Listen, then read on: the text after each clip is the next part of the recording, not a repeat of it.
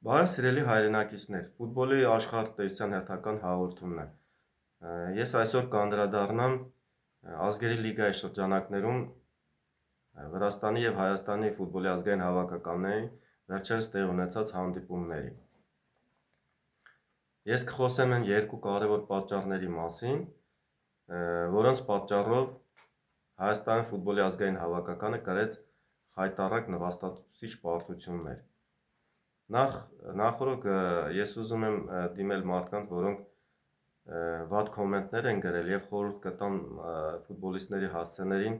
վատ բաներ չգրեն, քանի որ նրանք առանձն էլ կոտրված են։ Շատերը մեղադրում են, թե ֆուտբոլիստները չտրվեցին այդ խաղին, չգիտեմ, ինչ որ միտումնավոր էր։ Ես որպես մասնագետ կարող եմ ասել, որ ցանկացած ֆուտբոլիստ, որ դուրս է գալի ֆուտբոլի դաշտ, ինքը ամբողջությամբ տրվում է խաղին եւ խաղում է այնքան, ինչքան իր հնարավորություններն են։ Այնպես որ մեր ֆուտբոլիստները խաղացել են այնքան, ինչքան որ նրանք կարողանում են։ Եթե դուք կարողանում եք տենց լավ ֆուտբոլիստների տեղ գիտեք, կարող եք բերել, խնդրեմ թող գան ազգային հավաքականում, խաղան մեր հավաքականն էլ ուժեղացրեք։ Հետո մարզիչների հասցեներին վատ բաներ նորից չարժե գրել, որովհետև տեսեք Կապարոսը եկավ, Պետրակովը, հոլանդացի մարզիչ նորից, մեր հայ մարզիչներից շատերը եկան, նորից ազատեցին աշխատանքից, վատ բաներ գրեցիք, արդյունքը նույնն է, ոչ մի փոփոխություններ էլ չկա Հայաստանի ազգային հավաքականի խաղի որակի հետ կապված։ Ես հիմա կխոսեմ սկսեմ հենց առաջի պատճառի մասին, որի պատճառով հավաքականը պարտություններ կրեց։ Տեսեք, եթե դուք ուզում եք ուժեղ ֆուտբոլի թիմ ունենաք, եթե ուզում եք մեր հայկական ֆուտբոլը ուժեղ լինի, այդ թիմում պետք է խաղա բարձրակարգ կենտրոնական կիսապաշտպան։ Կենտրոնական կիսապաշտպանը թիմի ոգին է, սերտը, շարժիչը։ Եթե չունի թիմը բարձրակարգ կենտրոնական կիսապաշտպան, բնականաբար բարձր որակի խաղել չի կարող ցուցաբերել։ Պատահական չէ, սենց ասացված կա, ցույց տուր քո կիսապաշտպաններին, ասեմ ինչ մակարդակի թիմ ունես, այսինքն մեզ պետք են փլեյմեյքերներ։ Ֆուտբոլում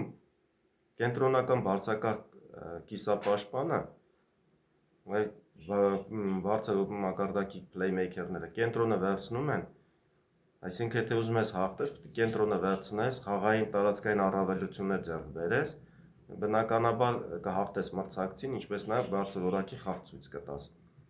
Այդպես է նաև շախմատում, օրինակ շախմատիստները որ սկսում են խաղալը, սկզբից կռիվ են տալի կենտրոնը վերցնելու համար։ Ով կենտրոնը վերցնում է, դիրքային առավելություն է ձեռք բերում եւ հաղթում է մրցակցին։ Նույնն էլ ռազմի գործում, բարձունքները վերցնում ես,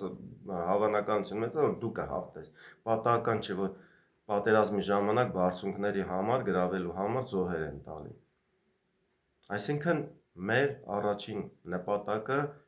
կենտրոնական բարձրակարգ ֆուտբոլիստներ ունենալն է, կենտրոնական կիսապաշտպանի նկատի ունեն։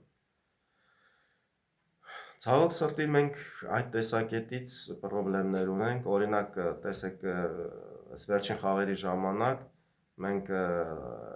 Սպերցյանին չկարողացավ խաղալ վնասվածքի պատճառով, ինքը մեր թիմի կենտրոնական կիսապաշտպանն է, արդյունքն էլ տեսակ հետևանքներ, ինչ հետևանքներ թողեց։ Ցավոք սրտի մեր ֆուտբոլի դպրոցներում մանկապատանեկան ֆուտբոլը շատ ցածր է, չեն կարողանում բարձրակարգ ֆուտբոլիստներ, հատկապես կենտրոնում խաղացող կենտրոնական կիսապաշտպաններ կրթել մեծացնել։ Մենք ունեցել ենք բարձրակարգ կենտրոնական կիսապաշտպաններ Խորեն Հովհաննիսյան, Արկադի Անդրասյան։ Եթե հիշում եք, 1973 թվականում էր ոսկե տղաները ինչ ֆուտբոլ էին ցույց տալու, Արադ 73-ը։ Ինչու, որովհետև կենտրոնում խաղում էր Արկադի Անդրասյան, ունեն կիսապաշտպաններ բարձր մակարդակի։ Սերգեյ Պողոսյան, Բանդարենկո, Հովհաննես Զանազանյան, Էդուարդ Մարգարոտ, դրա համար էլ թիմը բարձր որակի ֆուտբոլ է խաղում։ Այսօր լուրջ խնդիրներ ունենք այդ ուղղությամբ, պետք է պայքարենք, ամեն ինչ անենք, որպեսզի ունենանք հայ կենտրոնական լավ կիսապաշտպաններ բարձրակարգ։ Իսկ այն մարդիկ, ովքեր ասում են, գիտեք,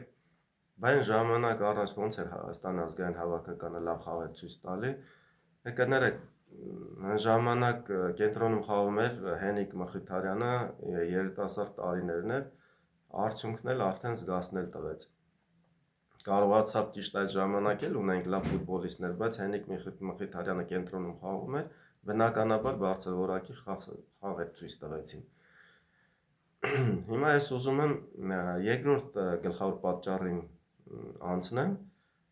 Արիել ժողովուրդ, եթե ուզում եք ֆուտբոլը մեզ մոտ զարգանա, բարձր որակի խաղ խաղան, մենք էլ հիանանք մեր ազգային հավաքականի խաղերով, ապա պետք է պետական մոտեցում ցուցաբերել ֆուտբոլի նկատմամբ։ Հիմա ես օրինակը կբերեմ Վրաստանի։ Վրաստանում ֆուտբոլ շատ թույլ է։ Նրանք նույնիսկ դե խմբում էին խաղում։ Մենք Վրաստանի ազգային հավաքականում հաղթել ենք Թբիլիսիում նույնիսկ։ Ինչ արեցին։ Պետական մոտեցում ցուցաբերեցին վրացիները ֆուտբոլի նկատմամբ։ Կառուցեցին ֆուտբոլի դաշտեր, մարզադաշտեր, զարկ տվեցին Վրաստանի մանկապատենական ֆուտբոլին։ Հիմա լավ խաղացողներ ունեն բարձրակարգ։ Դրա համար էլ հիմա մեզ համեմատ 2 գլուխ բարձր են խաղում։ Իսկ մենք մեր մոտ ո՞նց է վիճակը։ 6 տարի չեմ կարողանում այդ ֆուտբոլի դաշտ սարքել տամ։ Դիմել եմ ֆուտբոլի ֆեդերացիա, նամակ եմ գրել Փաշինյանին։ 3 անգամ հանդիպումներ եմ ունեցել նախարարությունում, ինչպես նաև հանդիպում եմ ունեցել նաև նախագահական նստավայրում։ Ճիշտ է, ֆուտբոլի ֆեդերացիան մեզ մոտ հաճնում կառուցեց 20-40-ի վրա նորմալ խաղադաշտ, շնորհակալություն այդ առումով, բայց դե փոքր դաշտով մեծ ֆուտբոլ չես կարող զարգացնել։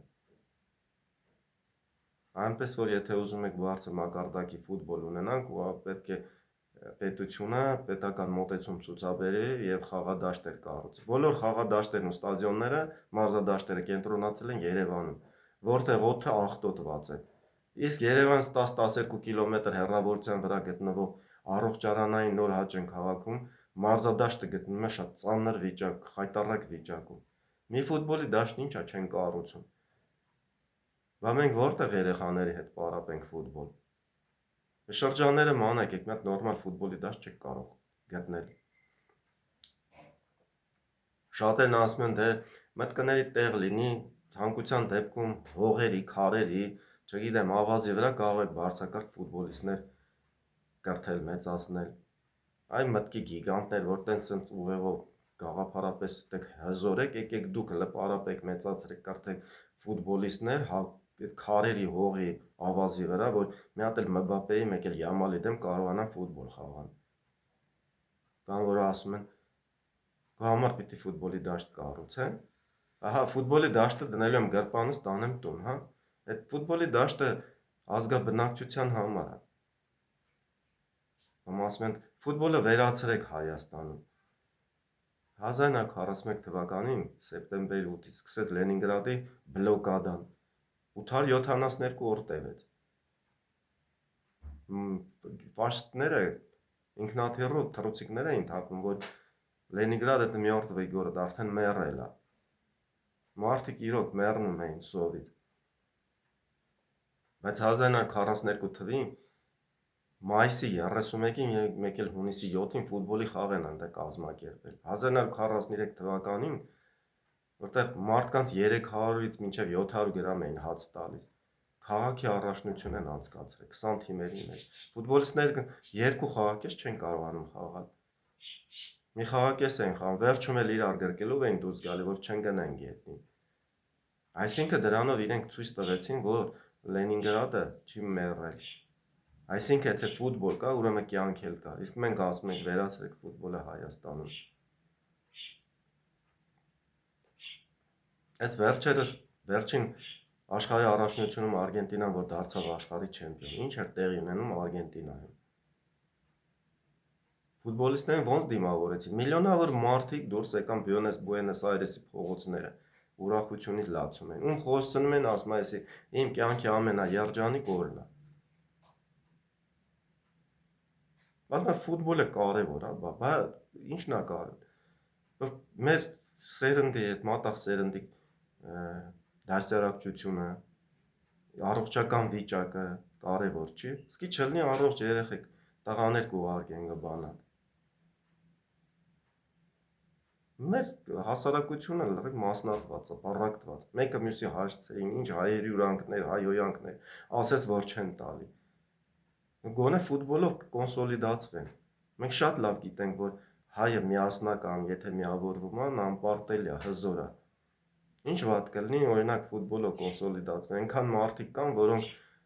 ֆուտբոլով միավորվում են, բայց ունեն քաղաքական տարբեր հայացքներ։ Ֆուտբոլը կարևոր է, իհարկե կարևոր է։ Տաղանդավոր ֆուտբոլիստ դաշտեր կառուցեք, մարզադաշտեր կառուցեք, տաղանդավոր ֆուտբոլիստներ մեծացնենք, թող գնան արտասահմանյան բարձրակարգ ակումբներում խաղան, միլիոններ աշխատեն։ Հերեն Սադիո Մանեի նման ներդրումներ անեն, բարեգործություններ անեն մեր հայրենիքում, բանակին կօգնեն, ինչով է վատ։ Օտար երկիչների համար միլիոններ եք հա գտնում, գան երկեն փողը վերցնեն գնան։ Մատաղ սերնդի համար փող չունեք, ափսոսում եք։ Այսքանով ավարտեմ հաղորդումս, հարգելի ժողովուրդ, մի քիչ պահանջատեր եղեք։